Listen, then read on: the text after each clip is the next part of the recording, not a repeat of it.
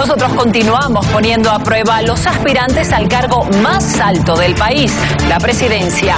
Y hoy es el turno de Óscar Ortiz. Acompáñenos. Hace 22 años ingresó al mundo de la política, aunque él dice que es nuevo en esta actividad. Óscar Ortiz Antelo ejerció su primer cargo como asesor del Ministerio de Comercio Exterior en 1997. El presidente era Hugo Banzer Suárez. Un pichón de Banzer, porque él lo hizo a gusto y paciencia propia. Manos limpias. Nadie tiene nada que objetarle, nadie tiene nada que echarle en cara. El candidato de Bolivia, dice no, también tiene antecedente como empresario. Fue gerente de Caínco, pero en los últimos años se dedicó a hacer política. Esta renuncia se debe a mi decisión de apoyar el proyecto electoral que está presentando Tuto Quiroga para las próximas elecciones generales de diciembre de 2005. Es administrador de empresas y tiene publicaciones como las de CAMSE y el caso Zapata, la corrupción en el fondo indígena y denuncias sobre las reservas petroleras de la canadiense Sproule. Llegó a la Cámara Alta con Podemos, agrupación política de Jorge Tuto Quiroga. Se apartó del expresidente y se postuló como candidato a senador por Unidad Nacional. Ocupó la Secretaría de Coordinación Institucional junto al gobernador Rubén Costas. A media marcha del proceso, Óscar rompe con Tuto Quiroga y se afilia con Rubén Costas para llevar adelante el proyecto que hoy día lo tienen adelante. Volvió al Senado, esta vez con Unidad Demócrata en alianza con Samuel Doria Medina. Gracias a una sentencia constitucional, hoy es asambleísta y candidato al mismo tiempo. Si usted ve, la Constitución dice, los senadores tienen 5 años de mandato. No se han cumplido los 5 años de mandato, estoy ejerciendo en el marco de la Constitución. Dice que es nuevo en política, porque no fue ni vice ni presidente del Estado. Su intento le está costando sinsabores. No hubo unidad con Carlos Mesa y su primer acompañante de fórmula, Edwin Rodríguez, prefirió dar un paso al costado. Y lo que hace es atacar al segundo y obviamente facilitando y colaborando con la dictadura, que es la razón fundamental por la que yo me retiré. La nueva Bolivia ni paga traidores ni cree en la vieja política. Óscar Ortiz continúa, insiste en seguir en política. Yo dediqué toda mi juventud a luchar contra el comunismo, ahora lucharé contra el socialismo chavista.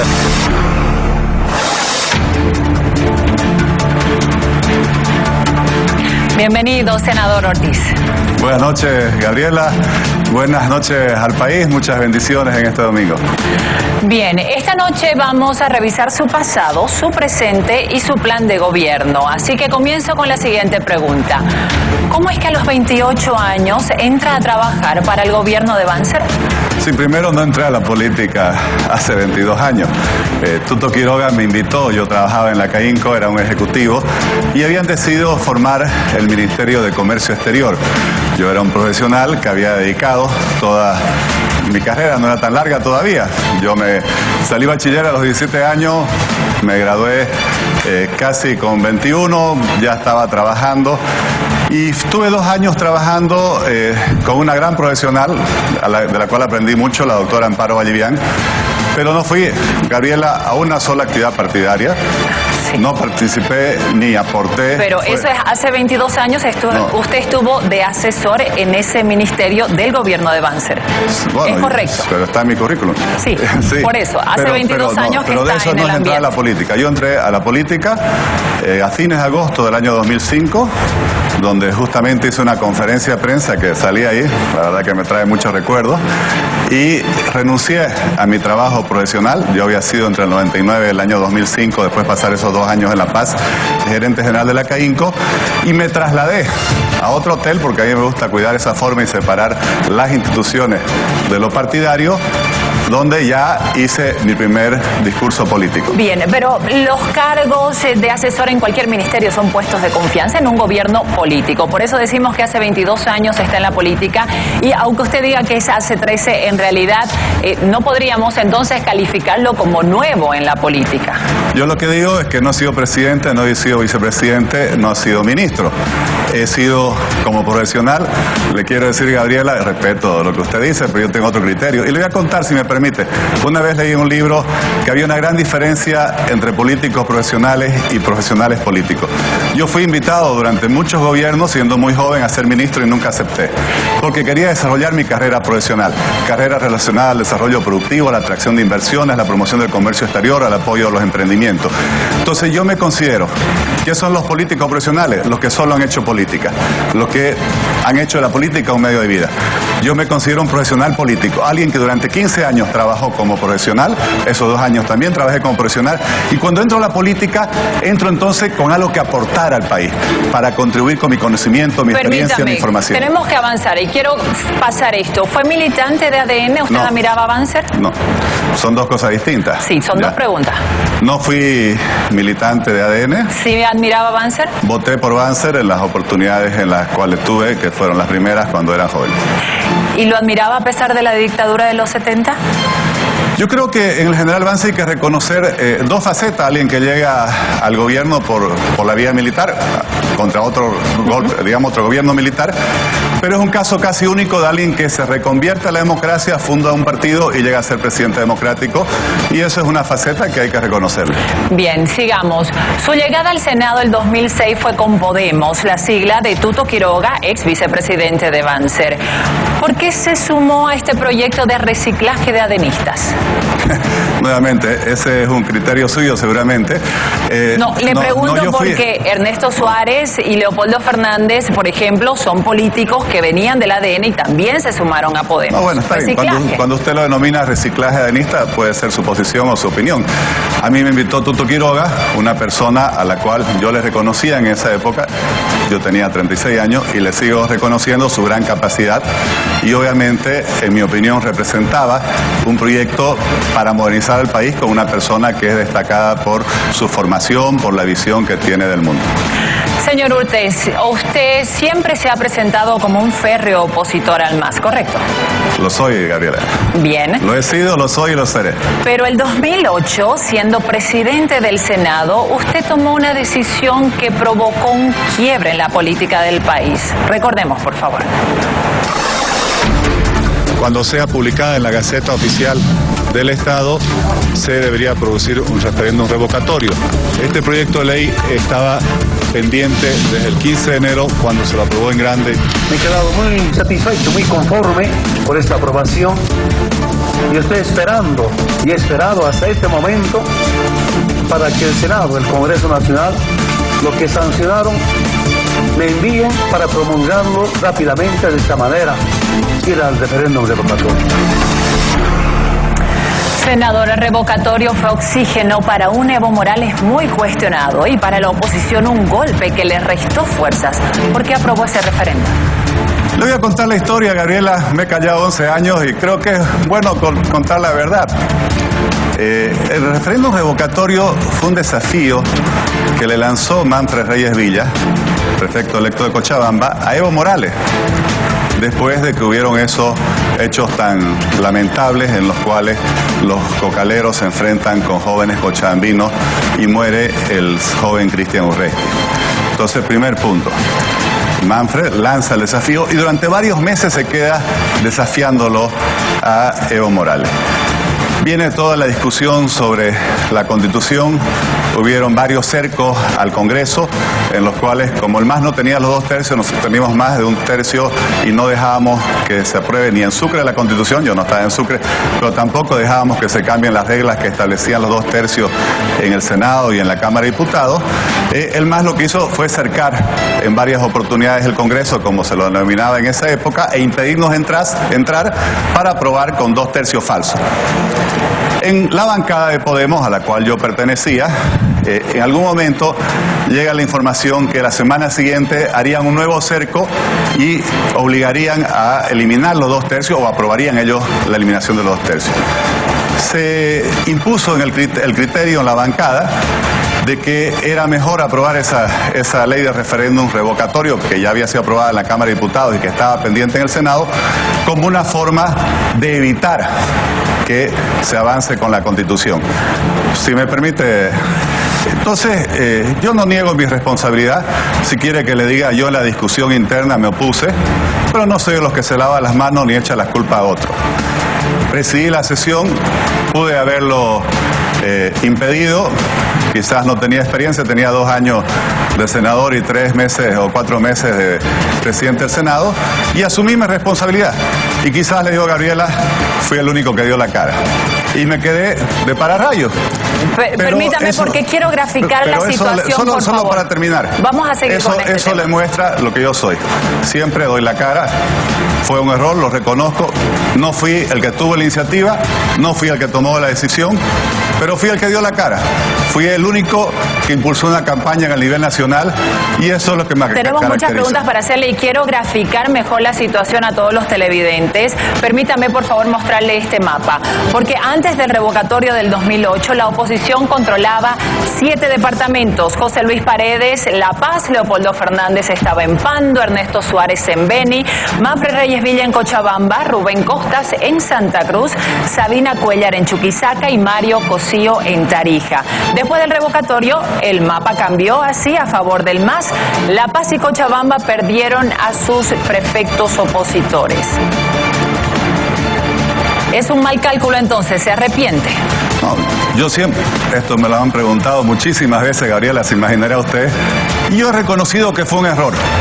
No lo escondo, y como le digo, y no es que fue todo mío. Yo, como presidente del Senado, podría haber parado. ¿Ahora ve que hubiera habido otra posibilidad?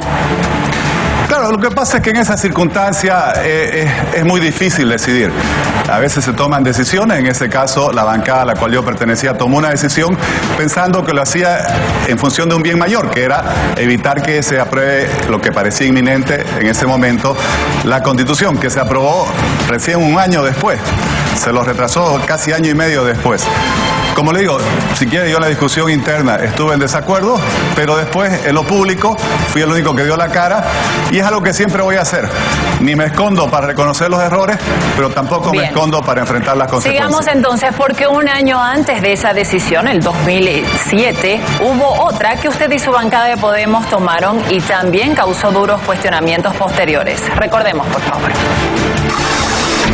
Al representante de la agrupación política Podemos, el senador Óscar Ortiz. A nombre de Podemos, presidente, queremos expresar nuestra satisfacción, nuestro orgullo de ser parte de un consenso que hemos logrado las 4 fuerzas representadas en este Congreso Nacional. Creo que con este consenso que logramos, el MAS, el MNR, el LUN y Podemos, estamos respondiéndole al país y buscar, a través de esta ampliación que estamos buscando lograr a través de la Asamblea Constituyente, construir ese país en el cual todos nos sintamos parte. El 2007 usted también dio oxígeno a la Constituyente. Años después de esta nació la Constitución a la medida del MAS.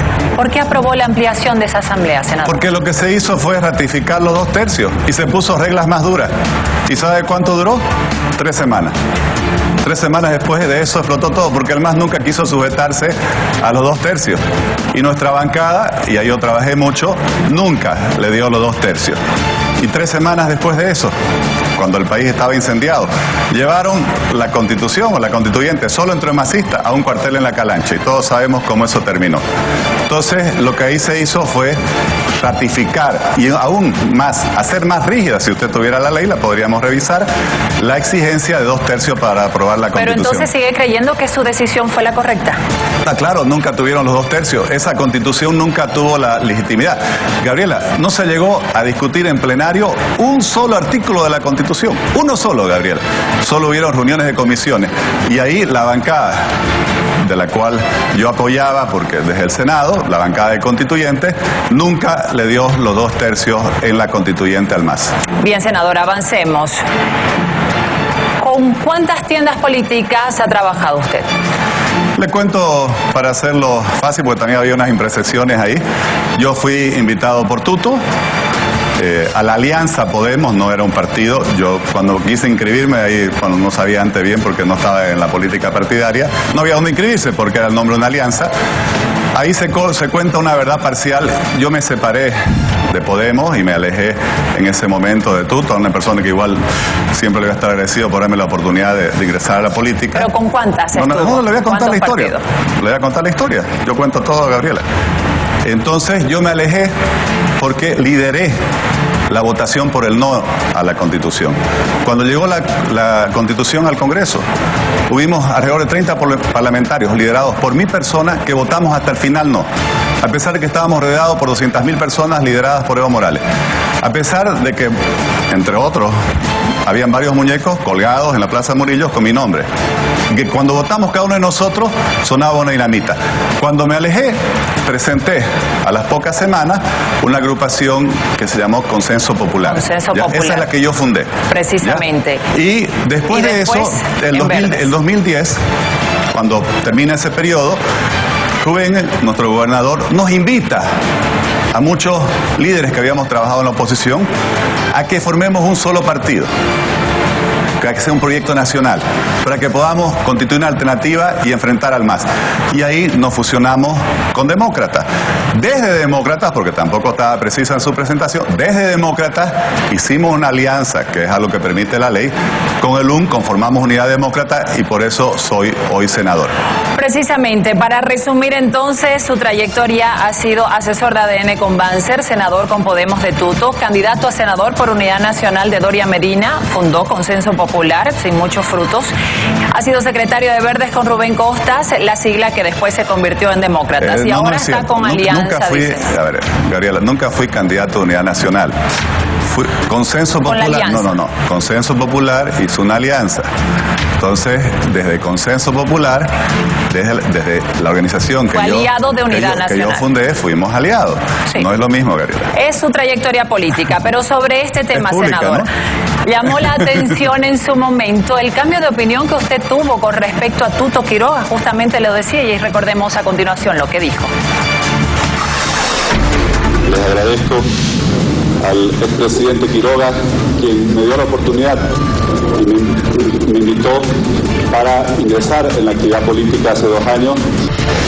Tuto pues es experto en hacer maletas, porque hace mucho tiempo que se fue del país y en realidad solo aparece para las elecciones y aparece para dividir.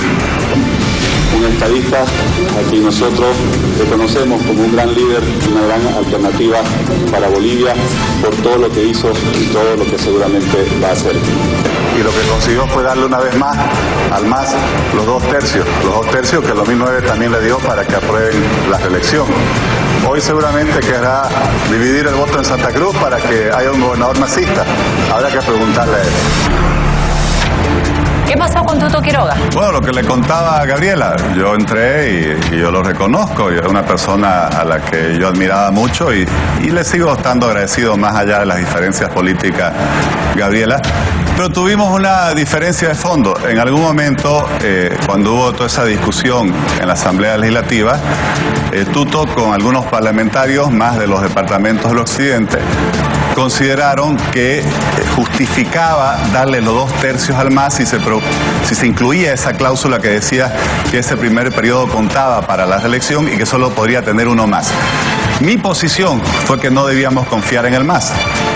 Y yo recordé a toda la bancada de que habíamos hecho, por así decir, un compromiso con el país que no íbamos a permitir la inclusión de la reelección en la Constitución.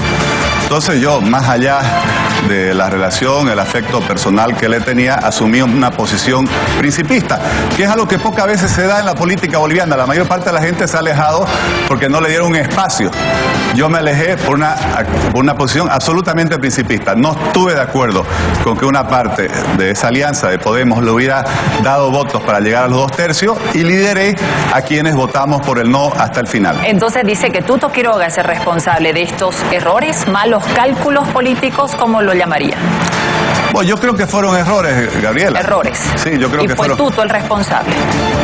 Bueno, no sé si usted lo quiere generalizar. Estamos hablando ahorita de la aprobación de la Constitución. Para usted. No, me está explicando lo que por eso le estoy explicando con toda apertura. Le digo, hubo una posición donde nosotros nos habíamos comprometido a nunca permitir que se introdujese la figura de la reelección en la Constitución.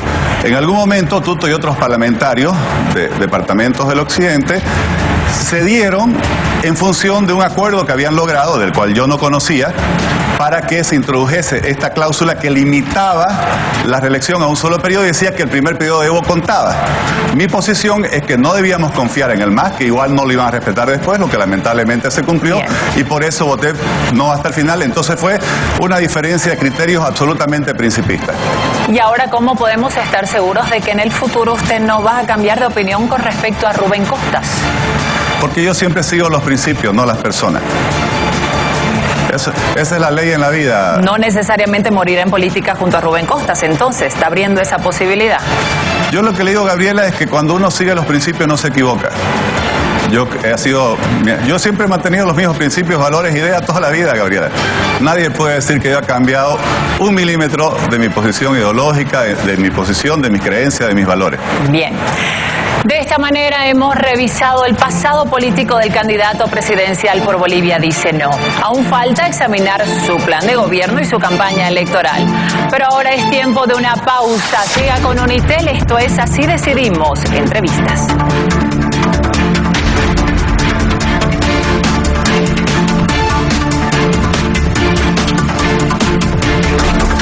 Así Decidimos 2019. Hay indicios de corrupción e irregularidades en el proceso de licitación de la entrega de la mochila escolar del 2018. Este indicio de corrupción está relacionado a la compra de los materiales y la mochila, en el caso de los materiales, 104 días antes de que se conozca la solicitud en el SICOES. La empresa 26 de febrero ha tenido información privilegiada. Alguien le ha dicho que iba a haber, obviamente, esta licitación y ya pagó en China y compró en China tanto la mochila como los materiales. Y que ya estaba armado para que una empresa gane. No solamente eso, sino que tenemos evidencia de que esta acción, esta empresa que se constituye para presentarse a esta licitación pública, se constituye 4 días antes de la licitación pública y se firma el contrato 3 días antes de la entrega del producto. ¿Qué quiere decir? Que es una licitación que se ha armado para ahuyentar a otras empresas en el tiempo. Esa documentación que ha ido desapareciendo en almacenes, tenemos el tema de los discos duros que han sido reemplazados, computadoras que han sido cambiadas, testigos que han sido amedrentados. Se ha cometido un golpe a la democracia. José María Leyes se ha convertido en el primer mártir del 21 de febrero. 21 horas con 56 minutos. Nos acompaña el candidato de Bolivia Dice No, Óscar Ortiz. Es tiempo de hablar del caso José María Leyes, el segundo vicepresidente de los demócratas. Senador Ortiz, usted mostró habilidad para denunciar, investigar hechos de corrupción estatal. ¿Pero qué pasó con el caso Mochilas en Cochabamba? Bueno, lo que pasa, Gabriela, es que es un hecho que obviamente nos golpeó muchísimo porque se generó la duda y nosotros queremos que nuestra marca, la marca de los demócratas, sean gestiones enteramente transparentes y obviamente en la cual la lucha contra la corrupción sea una prioridad. Ahí yo he ido varias veces y usted se imaginará, Gabriela, que durante estos 10 meses de campaña he ido a 30, 40 entrevistas en Cochabamba y todos me han hecho la misma pregunta que usted. ¿Él sigue siendo vicepresidente de los demócratas? Bueno, él está suspendido en este momento, pero quiero terminar la idea. Siga. Nosotros siempre hemos mantenido una posición y yo la he expresado en todas las respuestas que he dado, pero también la expresé la primera vez que fui a visitarlo al día siguiente de que lo habían detenido, y es que nosotros lo que demandábamos era que hubiera una investigación transparente y un juicio justo. Lo que no hay, lamentablemente no hay ni un juicio creíble para que él pueda acudir ante los tribunales a demostrar su inocencia, ni tampoco hay una justicia creíble ni unos fiscales independientes para que los acusadores demuestren su culpabilidad. Pero, candidato, más allá de los defectos que tenga la justicia, hay un pedido que se realizó antes de la firma del contrato, hay un presunto sobreprecio millonario también. ¿No llamó esto su atención? Bueno, todo eso ha salido después y obviamente él está en la cárcel, por si acaso. Él no, sí. ¿Cuál es la diferencia entre José María y los masistas? Los masistas están libres, él está en la cárcel. No, él está en la cárcel aún sin condena y aún no se desarrolla el juicio. ¿Comparte la posición que decía Rubén Costas, que es un mártir del 21F? Yo creo que es una persona que es víctima de una justicia que no funciona. ¿Cuánto tiempo pasa de esto, Gabriela? Esos juicios ya debieran estar por terminar, en teoría, y no inician todavía. Entonces, aquí es lo que tenemos, Gabriela, es un ejemplo de cómo la justicia no permite ni demostrar la inocencia a uno, ni demostrar la culpabilidad a otro. Bueno, si lo condenaran a la cárcel, ¿usted apoyaría? Si se comprueba la culpabilidad, nosotros hemos dicho que sería inmediatamente expulsado de demócrata. ¿Lo van a expulsar entonces? A cualquier militante, dirigente que se le compruebe corrupción, obviamente que se le sentencie con corrupción va a ser expulsado del partido. ¿Usted asegura tener las manos limpias? Que están limpias, Gabriela. ¿Todos tienen las manos limpias en su partido? Bueno, yo puedo responder por las mías y espero que todas las tengan, ¿no? Lo que pregonamos y espero que ese sea el ejemplo, Gabriela, es que realmente debemos hacer un proyecto que se caracterice por la lucha contra la corrupción. Pero usted, si llega a ser presidente, no va a estar gobernando solo. Necesita una estructura, necesita gente de confianza. También tendrán las manos limpias. ¿Cómo asegurarse? Bueno, uno no puede nunca responder por las actitudes de los otros, pero le aseguro que si yo soy presidente y alguien cae en un hecho de corrupción, voy a actuar de la forma más drástica posible. Bien. Genera un poco de dudas eso. No hay duda, Gabriela. No hay ninguna duda.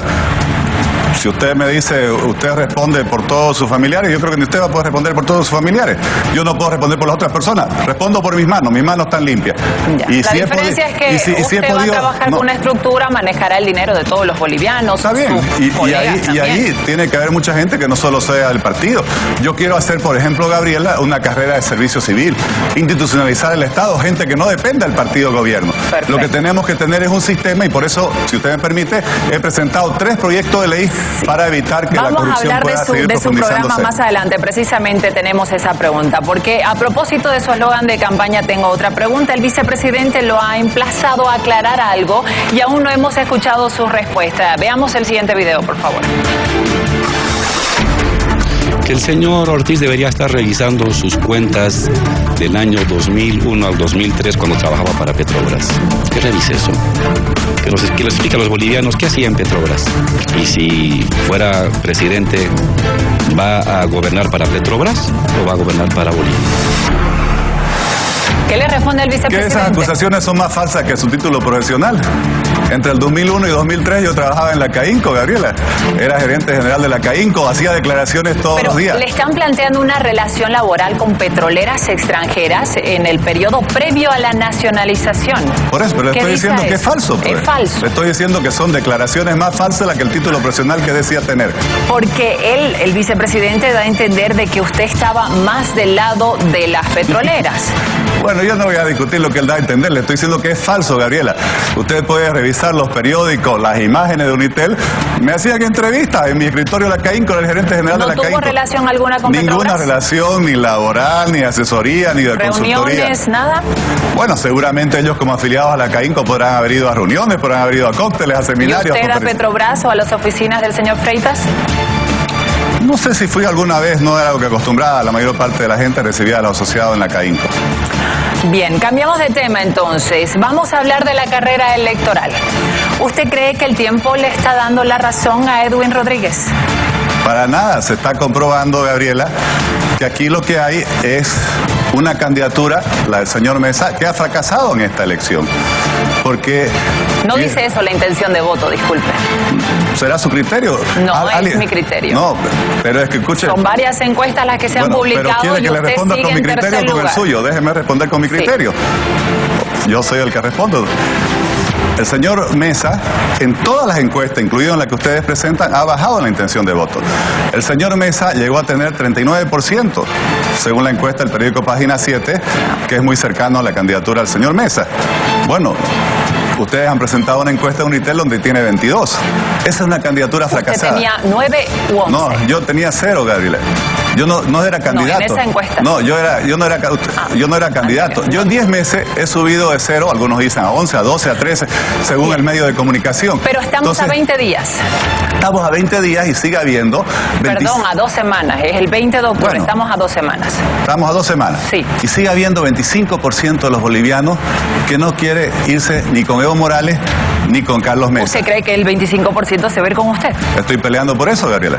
Porque han tenido todas las posibilidades de apoyar a ellos, los conocen hace años. Uno es presidente, el otro ambos utilizaron el tema del mar, ambos no hicieron perder el mar en su ambición reeleccionista de Evo y de Mesa de Volver, y está claro que los únicos que crecemos somos nosotros y hemos logrado algo que nadie ha logrado en la historia de la democracia en los últimos 30 años, en solo 9 meses posicionar una nueva opción que tiene 2 dígitos, que tiene un gran apoyo, sobre todo de la gente joven, y que representa una alternativa de futuro para el país. Permítame, porque en las elecciones del 2014, usted y Unidad Demócrata acusaron a Tuto Quiroga, que estaba de tercero en la intención de voto, de ser funcional al MAS. ¿No está haciendo lo mismo ahora? La diferencia, Gabriela, es que nosotros somos los que siempre estuvimos en la oposición. Yo no he descansado de la oposición, Gabriela. Yo era opositor antes de que entre a la política. Y le voy a decir algo, Gabriela. El señor Mesa no es opositor. El señor Mesa es un impostor. Es un oportunista. El señor Mesa primero estuvo callado entre el 2005 y básicamente cuando el 2012, 2013, cuando reingresa a la vida pública al lado de Evo Morales, que lo nombra vocero de la causa marítima. Una vocería que por lo que conocemos sigue ostentando, porque solo conocemos su nombramiento y no hemos conocido hasta hoy su renuncia. El 20 de octubre, de confirmarse una segunda vuelta entre Evo y Mesa, ¿usted llamará a votar por Comunidad Ciudadana? Gabriela, le voy a decir claro. Primero voy a luchar de ser yo el que pueda llegar a la segunda vuelta. ¿Y si no? Yo creo que Mesa ya perdió esas posibilidades, porque no llega a la segunda vuelta el que solo baja.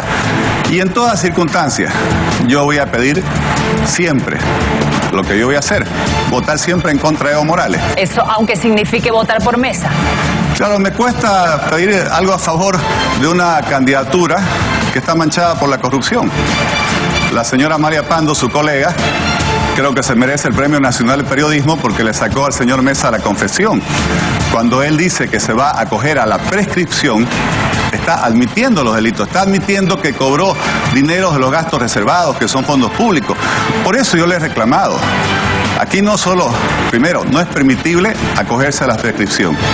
En política, en la ética, no hay prescripción. Sí. Segundo, no basta con hablar de eso, hay que devolver esos recursos. Pero le insisto, porque quiero entenderlo yo y todo el público que está. En ese escenario en que hay segunda vuelta entre Evo Morales y Carlos Mesa, ¿usted por quién vota? Le dije claramente que siempre voy a votar en contra de Evo Morales. ¿Eso significa Mesa? Espero que sea por mí. Bien, avancemos. A propósito de su ex compañero de fórmula, recordemos las acusaciones que hizo usted en su contra. No me voy a permitir que un nuevo acto corrupto impida esta candidatura y expresar mi profunda convicción de que este episodio solo puede ser interpretado, desgraciadamente, en términos económicos. Se habló de corrupción y motivaciones económicas. ¿Usted tiene prueba de aquellos? Bueno, usted sabe que en corrupción es difícil tener las pruebas porque no se deja recibo. En corrupción, y yo, Gabriela, vengo luchando, mire, tengo aquí solo una partecita porque no había espacio en su mesa para las más de 40 denuncias de la corrupción que he presentado. Pero contra Edwin sobre Rodríguez los pueblos indígenas, sobre CAMSE, Gabriela Zapata, sí, sobre la crónica de la traición. Justamente estaban en el video de perfil. No, faltaban todavía sobre todo lo que fue la unidad de proyectos especiales, el programa Bolivia Cambio o Cumplo, sí, las barcazas chinas, el tema de Montero Bulo Bulo, otro caso de CAMSE. El último es el de este empresario venezolano chavista que hace negocios con el gobierno de Evo Morales porque es su amigo, Carlos Gil. Precisamente. Entonces, siempre ha presentado pruebas, por eso le pregunto, en este caso de Edwin Rodríguez, ¿tiene pruebas? Sí, pero ¿por qué le muestro todo esto? Porque si alguien ha aprendido a cómo investigar la corrupción soy yo en todos estos años. Entonces sí tiene. Lo que le estoy diciendo es que en corrupción hay indicios. ¿Y cuáles son los indicios?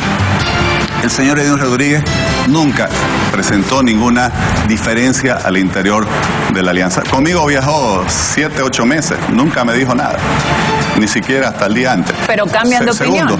Segundo, apenas el señor Rodríguez presenta su renuncia, de la cual nosotros no conocíamos, a los pocos minutos Comunidad Ciudadana saca un tuit dándole la bienvenida.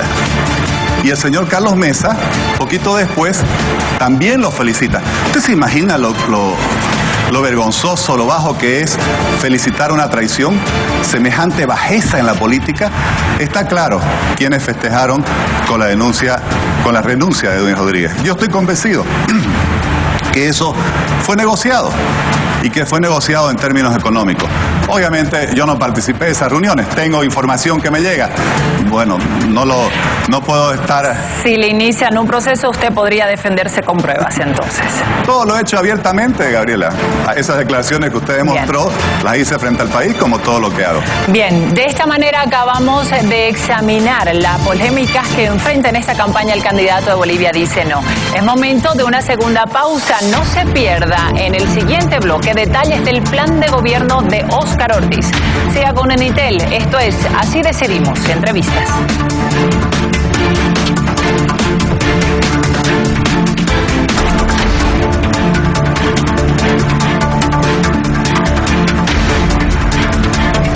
...22:13. Momento de hablar del plan de gobierno de Óscar Ortiz. Escuchemos antes lo que dicen 3 comentaristas expertos sobre su propuesta.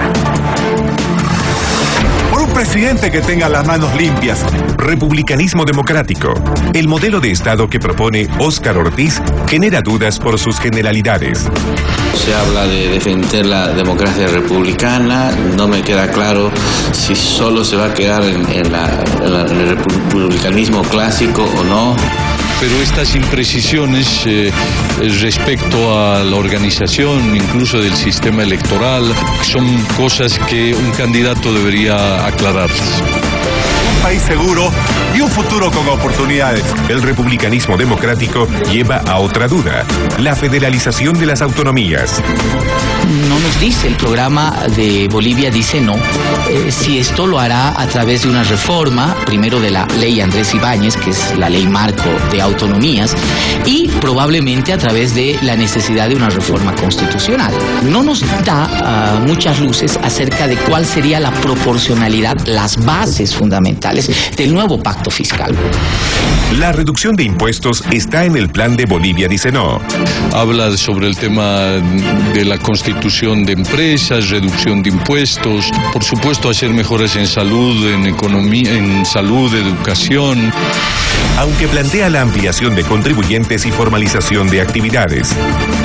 Hay muchas generalidades, no hay mucho donde aterrizar, pero fundamentalmente rescato estos 2 elementos. Merecemos un gobierno sin corrupción. La lucha contra la corrupción es la bandera del candidato. Se respalda en sus investigaciones como senador. Más que una sensación de persecución, todo el gobierno que hoy día estaría, y deja la sensación de que ellos mismos en sí solos como personas serían la garantía de que no haya corrupción. Aseguran que su derrota a la pobreza tiene una apuesta.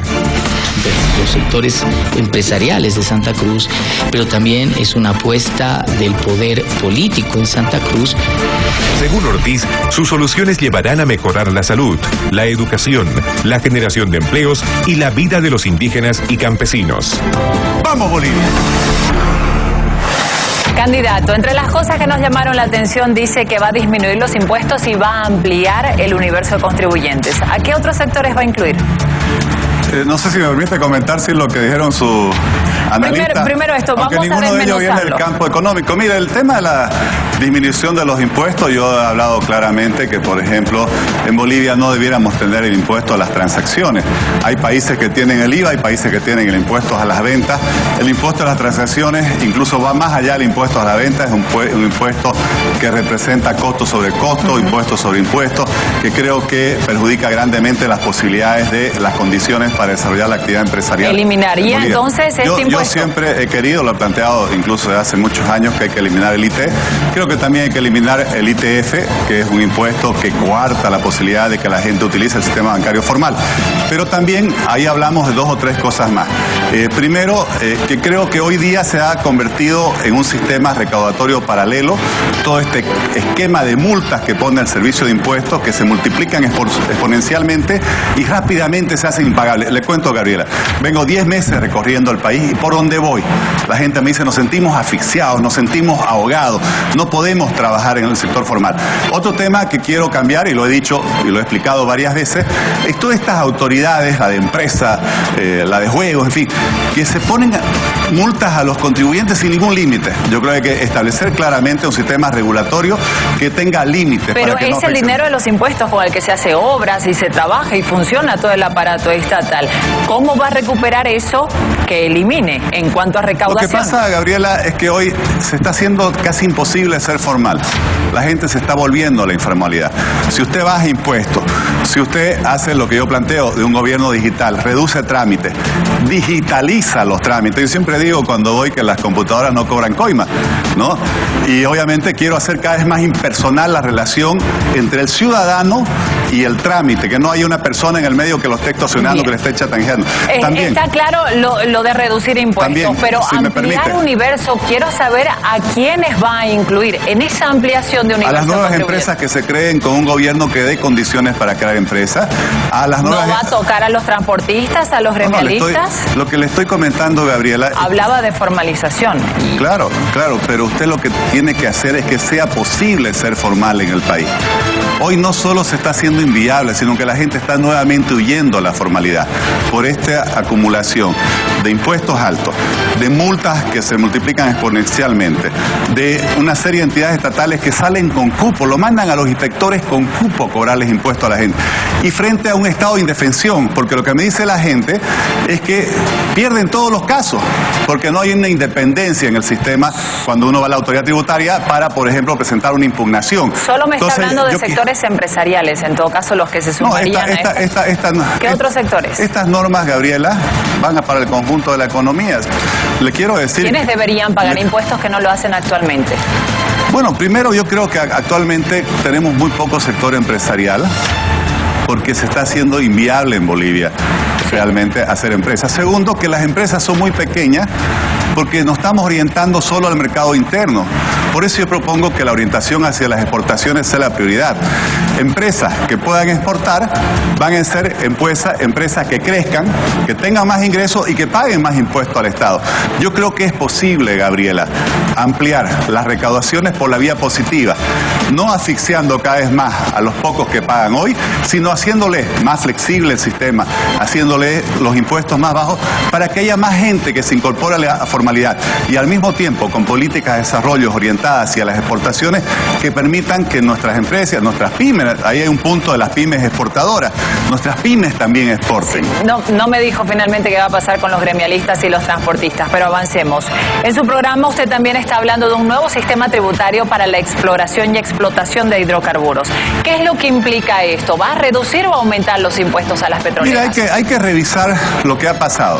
Tenemos una ley de hidrocarburos que es de antes de la nacionalización. Y lo que ha pasado es que no hemos descubierto nuevos campos. Lo que ha pasado es que el país no ha descubierto campos de petróleo hace 20 años, Gabriela. Y lo que está pasando es que estamos encaminándonos hacia el 100% de importación de diésel y hacia más del 50% de la importación de gasolina. Entonces, ahí lo que nosotros proponemos, y le quiero contar que firmé un contrato con Bolivia, con 14 compromisos. Hoy sabemos que la palabra no vale, el presidente no respeta la Constitución. Sí, pero mi Mesa no quiere responder las preguntas. Porfa. Sí, lo estoy diciendo aquí. Sí. Lo voy a leer, ¿no? Dice, nueva política de recursos energéticos basada en la exploración de nuevos yacimientos gasísticos y petroleros hasta garantizar la futura soberanía energética del país. Pero habla de impuestos. Quiero saber qué Entonces, implica yo creo que lo que tenemos que hacer es, por ejemplo, subsidiar la exploración de petróleo. Al país le falta petróleo. Entonces, hoy estamos subsidiando la importación.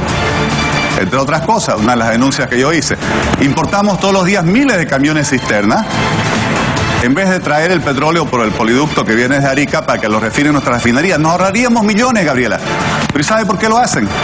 Porque hay mucho haciendo negociado con el transporte de ese combustible. Entonces, en mi gobierno esas cosas se van a acabar y vamos a subsidiar Yo prefiero subsidiar la exploración de petróleo para que Bolivia tenga su propio petróleo, porque ahí vamos a poder hacer sostenible un precio bajo en la economía nacional. ¿A cambio de qué? ¿Deja de subsidiar la importación de diésel? No, pues Gabriela, es una transición, pero si usted tiene ahorita usted hoy no tiene solución, todos los años aumenta el subsidio. Yo prefiero invertir 1 o 2 años en subsidiar la exploración, pretendiendo, obviamente procurando que en el futuro la importación baje porque tengamos mayor producción propia. ¿A la población le va a afectar de alguna manera a su bolsillo eso? Lo va a beneficiar porque va a ser sostenible un precio bajo si tenemos producción propia, si tenemos autosuficiencia energética, que es algo que hemos perdido. Bien. Critica al gobierno de Evo Morales, sin embargo, en su plan de gobierno mantiene las rentas y los bonos. ¿No son acaso esas medidas populistas? No, Gabriela, primero los bonos no lo inventó Evo Morales. Yo siempre he dicho que los voy a mantener, no lo he hecho solo en esta campaña, cuando me postulé a senador también lo dije. Creo que los bonos solo representan en Bolivia el 1,5% del PIB, o sea, representan un monto bajo. El de la renta dignidad de los adultos mayores ya existía 10 años antes que llegue Evo Morales al poder y se crearon después el Juancito Pinto y el Juan Azurduy. Incluso en nuestro programa de gobierno nosotros creemos que se debe ampliar el Juancito Pinto a la edad preescolar, porque usted sabe que los estudios internacionales dicen que los primeros 5 años de la existencia de una persona van a definir todo su futuro desarrollo físico, mental, cognitivo. ¿Y piensa crear otros bonos aparte de los actuales? No, yo creo que tenemos esos 3, hay que ver cómo mejorarlos.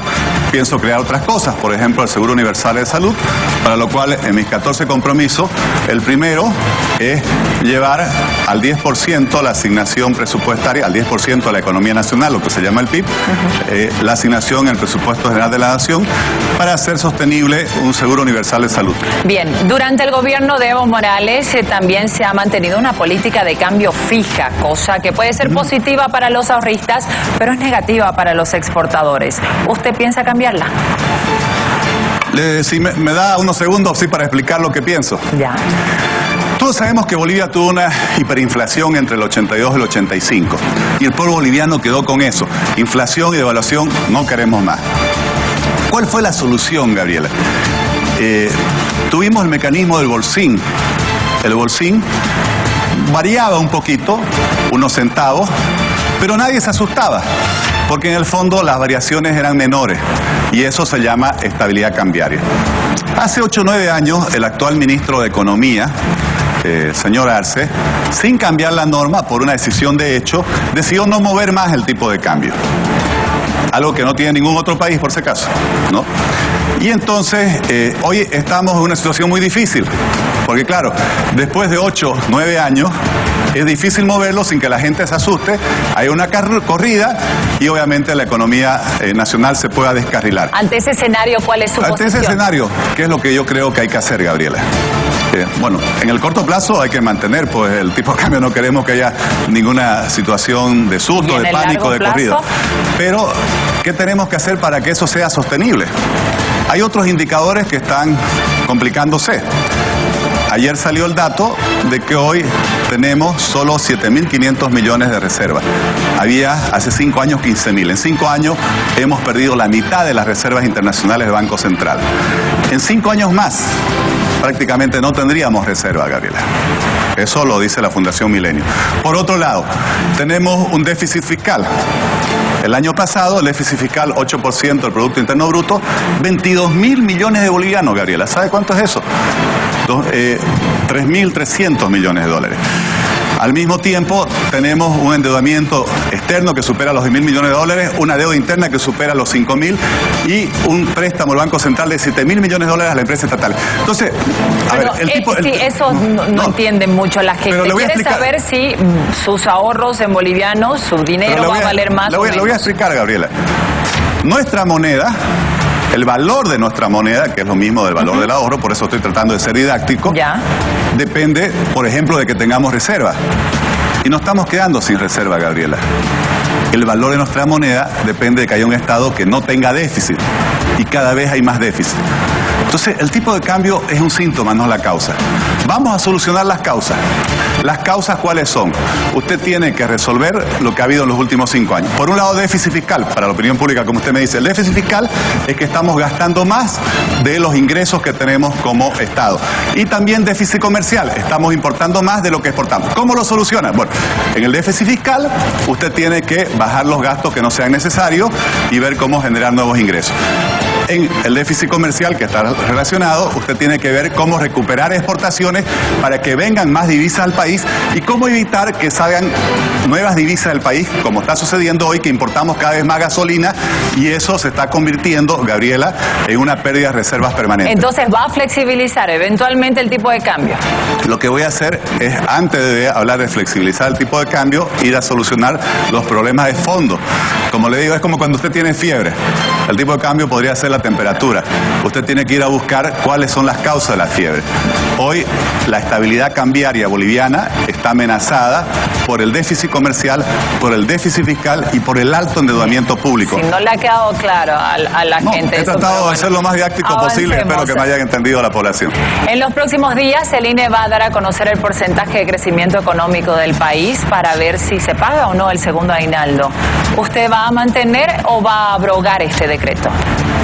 No tengo previsto abrogarlo porque usted sabe que los derechos laborales no retroceden. Ahora, lo que sí creo que hay que hacer algo que es revisar las disposiciones. Por ejemplo, y lo he dicho varias veces, Gabriela, no creo que sea conveniente insistir en que el doble aguinaldo se siga pagando en diciembre, porque muchas empresas se van a la quiebra por tener que pagar 4 sueldos en menos de 30 días, y ahí no hay ni aguinaldo, ni hay fuente de trabajo y no va a haber salario todo el año siguiente. Va a modificar Entonces, ese es un punto que yo creo que hay que modificar. Segundo, Gabriela, hoy el decreto dice que si la economía crece 4,5. Exacto. Pero la mayor parte de ese crecimiento en los últimos años está dado por el gasto público. Eso no refleja la realidad de todos los sectores. ¿Qué hacemos con un sector que creció 1%?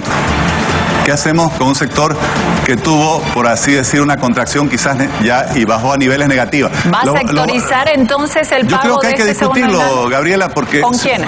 Porque los sectores que no hayan crecido esa tasa, si usted los hace, paga el doble aguinaldo, lo que está arriesgando es que la viabilidad de la fuente de trabajo. Y yo le voy a decir algo que debemos reflexionar todos los bolivianos. 80% de los bolivianos, Gabriela, trabajan en el sector informal. Ellos no tienen doble aguinaldo, no tienen caja de salud, no tienen jubilación, no tienen aumentos salariales.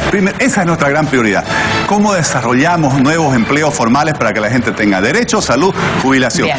El 20% que tiene doble aguinaldo, bueno, hagámoslos viable, que no arriesgue la fuente de trabajo, que al final es lo que más vale para el trabajador. Me quedan 2 preguntas y se nos está acabando el tiempo. Gabriela. Usted propuso federalizar la autonomía, pero su plan no explica cómo. ¿Va a cambiar la Constitución o va a cambiar la ley marco de autonomía? Primero, Gabriela, nosotros hablamos, y me siento muy contento con la conclusión del Cabildo, nosotros hablamos de federalizar la autonomía desde hace 3 años. Aquí está, este programa de gobierno se presentó en julio al Tribunal Supremo Electoral. El 4º punto dice federalizar las autonomías y aquí está perfectamente explicado. Le voy a dar ejemplos de lo que significa federalizar las autonomías. Por ejemplo, el pacto fiscal. Nosotros tenemos ya una propuesta de pacto fiscal donde proponemos que el 50% de las recaudaciones tributarias vayan a gobernaciones, municipios, universidades públicas y pueblos indígenas.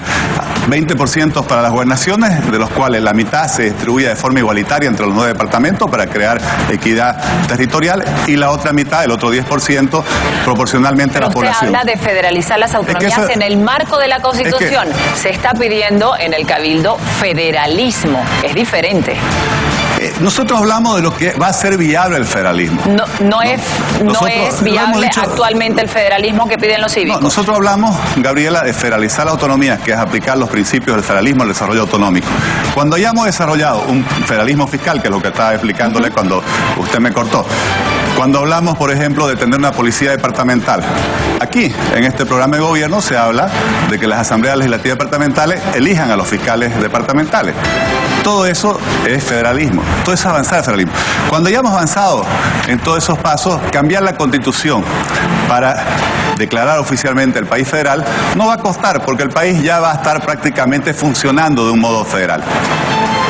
Bien, Estamos llegando al final, le decía, tenemos 1 minuto para que usted se pueda dirigir a todo el país. Primero le agradezco, Gabriela, a usted y a través suyo a la red Unitel, saludar al país. Soy Óscar Ortiz, soy un boliviano que sueña con un cambio para Bolivia, que sueña con un país de oportunidades, que creara oportunidades para nuestros jóvenes. He venido hablando de 3 principios fundamentales: honestidad, seguridad y progreso. Cuando digo que tengo las manos limpias, primero no es un eslogan, es una declaración de principio, es una forma de vida, pero también digo que las manos limpias son las del pueblo boliviano. Y le digo al pueblo boliviano, en estas elecciones, vote por un presidente honesto. Un pueblo honesto no merece tener un gobierno corrupto. Este próximo 20 de octubre vamos a tener 2 opciones. Las del pasado, que representan quienes ya fueron presidentes, quienes ya fracasaron. Evo Morales, que pide 5 años más para hacer lo que no hizo en los 14 anteriores. Carlos Mesa, que quiere volver cuando tuvo un gobierno fracasado. Yo le pido que nos den la oportunidad a una nueva generación con las manos limpias para cambiar Bolivia, para modernizar Bolivia, para crear ese país de oportunidades que todos anhelamos, para que superemos el odio, el enfrentamiento, la confrontación y nos unamos todos alrededor de nuestras ilusiones, de nuestras esperanzas. Que Dios lo bendiga. Soy una persona católico practicante, profundamente creyente en la fe cristiana. Siempre van a encontrar en mí alguien que esté a su lado. Muchas bendiciones a todo el pueblo boliviano. Gracias, senador. De esta manera conocimos aspectos relevantes del plan de gobierno de Óscar Ortiz. En la siguiente edición de Si Decidimos, el próximo domingo, haremos lo propio con el presidente Evo Morales, candidato a la reelección por el MAS. Muchas gracias por acompañarnos esta noche. Esto fue Así Decidimos, Entrevistas.